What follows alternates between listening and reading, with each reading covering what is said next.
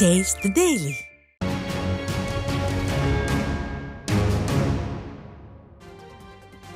திருப்பூரில் துணை குடியரசுத் தலைவருக்கு நடைபெற்ற பாராட்டு விழாவில் அதிமுக சார்பில் முன்னாள் அமைச்சர் உடுமலை ராதாகிருஷ்ணன் உள்ளிட்டோர் கலந்து கொண்டு சிறப்பித்தனர். துணை குடியரசுத் தலைவர் CP ராதாகிருஷ்ணனுக்கு திருப்பூர் மக்கள் மன்றம் அமைப்பு சார்பில் பாராட்டு விழா நடைபெற்றது.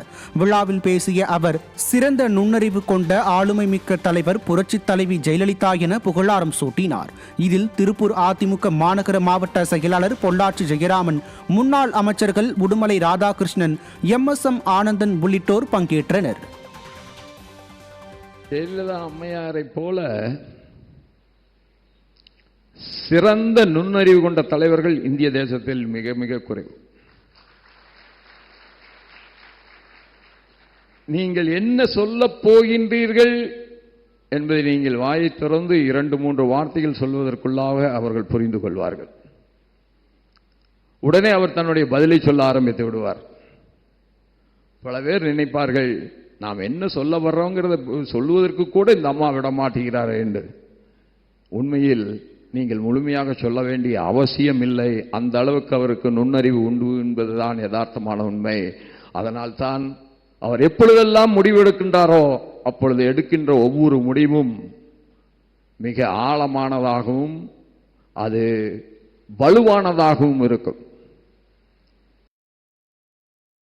வாக்காளர் பட்டியல் சிறப்பு தீவிர திருத்தத்திற்கு அதிமுக ஆதரவு தெரிவித்துள்ளது. சென்னை ரிப்பன் மாளிகையில் மாநகராட்சி ஆணையர் தலைமையில் வாக்காளர் பட்டியல் சிறப்பு தீவிர திருத்தம் தொடர்பாக அங்கீகரிக்கப்பட்ட அரசியல் கட்சி பிரதிநிதிகளுடன் ஆலோசனை கூட்டம் நடைபெற்றது. இதில் அதிமுக சார்பில் மாவட்ட செயலாளர்களான RS ராஜேஷ், தி நகர் சத்யா, பாலகங்கா ஆகியோர் கலந்து கொண்டு வாக்காளர் பட்டியலை முறையாக விசாரித்து இறுதி செய்ய வேண்டும் என கோரிக்கை வைத்தனர். சேலம் மாவட்டம் தம்மம்பட்டி, செந்தாரப்பட்டி பேரூராட்சிகளில் முறைகேடு நடைபெறுவதாக குற்றம் சாட்டி பேரூராட்சி நிர்வாகத்தை கண்டித்து அதிமுக சார்பில் கண்டன ஆர்ப்பாட்டம் நடைபெற்றது.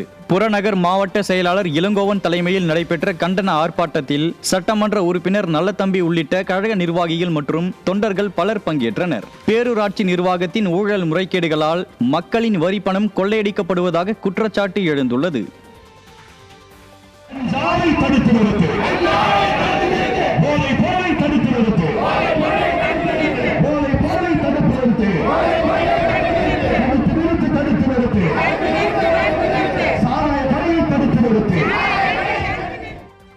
கன்னியாகுமரி மாவட்டம் தேரூர் மன்ற தலைவி பதவியில் அமுதாராணி செயல்பட மாவட்ட ஆட்சியர் உத்தரவு வழங்கியதை கொண்டாடும் நிகழ்ச்சி நடைபெற்றது.